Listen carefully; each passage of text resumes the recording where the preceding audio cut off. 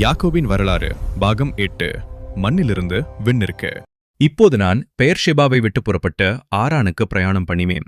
வழியிலே ஒரு இடத்திலே வந்த சூரியன் அஸ்தமித்தபடியினால் அங்கே இராத்தங்கி அவ்விடத்து கற்களில் ஒன்றை எடுத்து என் தலையின் கீழ் வைத்து அங்கே நித்திரை செய்யும்படி படுத்துக்கொண்டேன். அங்கே நான் ஒரு சொப்பனம் கண்டேன். இதோ ஒரு ஏணி பூமியிலே வைக்கப்பட்டிருந்தது. அது நுனி வானத்தை எட்டியிருந்தது. அதிலே தேவதூதர் ஏறுகிறவர்களும் இறங்குகிறவர்களுமாயிருந்தார்கள். அதற்கு மேலாக கர்த்தர் நின்று, நான் உன் தகப்பனாகிய ஆபிரகாமின் தேவனும் ஈசாக்கின் தேவனுமாகிய கர்த்தர், நீ படுத்திருந்த பூமியை உனக்கும் உன் சந்ததிக்கும் தருவேன். உன் சந்ததி பூமியின் தூளைப் போலிருக்கும். நீ மேற்கேயும் கிழக்கேயும் வடக்கேயும் தெற்கேயும் பரம்புவாய். உனக்குள்ளும் உன் சந்ததிக்குள்ளும் பூமியின் வம்சங்களெல்லாம் ஆசீர்வதிக்கப்படும்.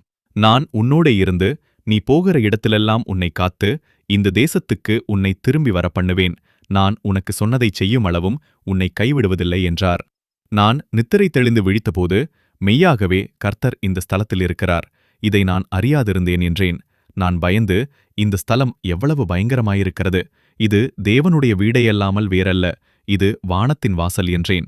தேவன் என்னோடே இருந்து நான் போகிற இந்த வழியிலே என்னை காப்பாற்றி உண்ண ஆகாரமும் உடுக்க வஸ்திரமும் எனக்கு தந்து என் தகப்பன் வீட்டுக்கு சமாதானத்தோடே திரும்பி வர பண்ணுவாரானால் கர்த்தர் எனக்கு தேவனாயிருப்பார்.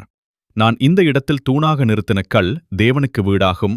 தேவரீர் எனக்கு தரும் எல்லாவற்றிலும் உமக்கு தசமபாகம் செலுத்துவேன் என்று சொல்லி பொருத்தனை பண்ணிக்கொண்டேன். தேவனுக்கு தசமபாகம் செலுத்த வேண்டும் என்பதை என் தகப்பனார் ஆபிரகாம் ஈசாக் என்பவர்களிடமிருந்து நான் ஏற்கனவே கற்றுக்கொண்டிருந்தேன். என் தகப்பன் ஆபிரகாமும் ஈசாக்கும் எங்கள் மூதாதையரான நோவா சேமொழி வந்த எங்கள் மூதாதையரிடமிருந்து தேவனுக்கு பலி செலுத்துதல் இன்னும் தசமபாகம் தருதல் இவைகளை வழிவழியாக கற்றிருந்தனர். மகா பிரளயம் முடிந்து 8 பேரோடு பிரளயத்தில் தப்பிப்பிழைத்த நோவா பேழையிலிருந்து வெளியே வந்ததும் முதல் காரியமாக தேவனுக்கு பலி செலுத்தினார்.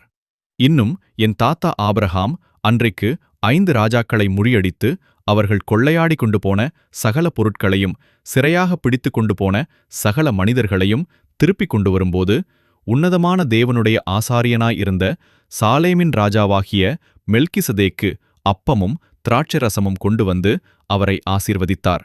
அப்போது ஆபிரகாம் மெல்கிசதேக்கிற்கு எல்லாவற்றிலும் தசமபாகம் கொடுத்தார். எனவே நானும் தேவனுக்கு தசமபாகம் தருவேன் என பொருத்தனை செய்து அங்கே இருந்து புறப்பட்டேன். யாக்கோபின் வரலாறு பாகம் 8 முடிந்தது. அப்புறம் என்ன நடந்தது தெரிந்து கொள்ள வாருங்கள் 9ஆம் பகுதிக்கு.